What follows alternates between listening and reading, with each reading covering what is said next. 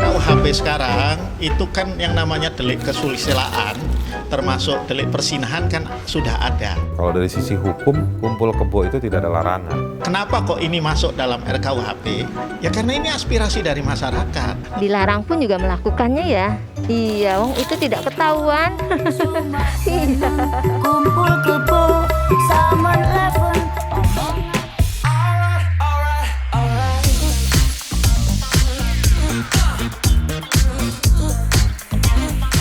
Ada nggak orang di sekitar kamu yang pernah melakukan kumpul kebo? Banyak. Kayaknya sih ada ya, beberapa ada. Ada. Enggak ada. Saya rasa ada. Dulu sih pernah gitu. Cuman ya akhirnya dibawa ke RT gitu. Kalau memang untuk terus ya RT mau nyaksikan dinikahkan gitu. Menurut kamu, kumpul kebo itu dibolehkan atau dilarang sama pemerintah?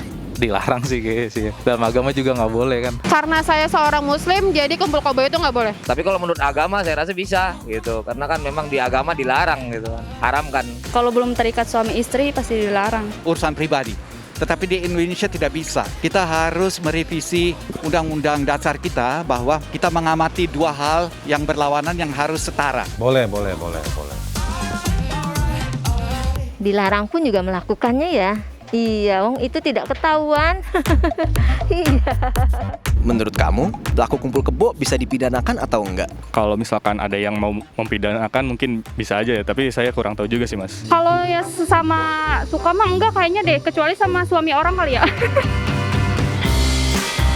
Tapi sebenarnya orang yang melakukan kumpul kebo layak dipidana nggak sih?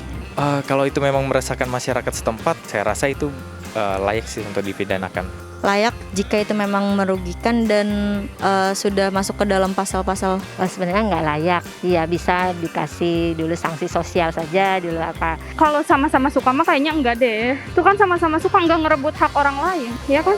Kalau misalnya kita membicarakan mengenai keagamaan itu layak untuk dihukum. Tapi kalau misalnya kita berbicara mengenai general, itu sepertinya tidak perlu karena setiap orang ada haknya masing-masing. Apa hukuman yang tepat menurut kamu buat orang yang melakukan kumpul kebo? Dikasih sanksi aja sih biar jerak. Ya mungkin masuk di rehabilitasi juga, kayak orang narkoba gitu ya. Lalu dikasih pelajaran mengenai etika kehidupan. Nikahin aja. Daripada kumpul kebo terus kan mending nikah. Dicambuk berapa kali gitu mungkin akan kapok kali kan. Ya mungkin mereka belum siap nikah makanya kumpul kebo. Halo, ini Haris Azhar, kita ketemu lagi ngobrol singkat soal hukum. Kali ini kita akan bicara kebo-kebo yang berkumpul. Boleh apa enggak tuh kumpul kebo? Kalau kebo dalam arti yang sebenarnya boleh. Karena itu bagian dari kebutuhan aktivitas di persawahan atau di pertanian. Tetapi istilah kumpul kebo adalah istilah klasik untuk menggambarkan dua orang atau lebih yang hidup bersama di satu kehidupan rutin, kira-kira begitulah. Istilah kumpul kebo bukan terminologi hukum yang sah. Maka jika ada pertanyaan, apakah kumpul kebo itu boleh? Menurut, kalau saya bukan ahli soal agama ya, jadi saya tidak menjawab di situ. Kalau dari sisi hukum, kumpul kebo itu tidak ada larangan. Dia baru ada larangannya di rancangan Kitab Undang-Undang Hukum Pidana. Jadi masih rancangan untuk KUHP yang baru. Kalau KUHP yang lama, KUHP kita itu warisan dari kolonial Belanda, itu belum diperbaharui. Itu belum ada larangan. Larangannya masuk pada kategori kalau ada hubungan seksual.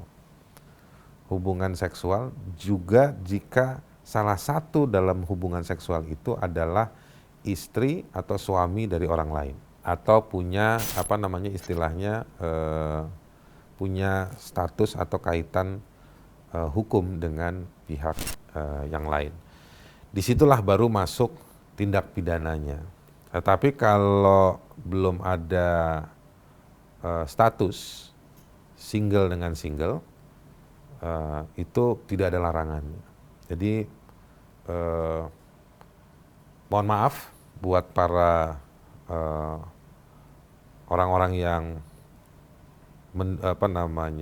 menentang kumpul kebo, tapi memang tidak bisa dipidanakan.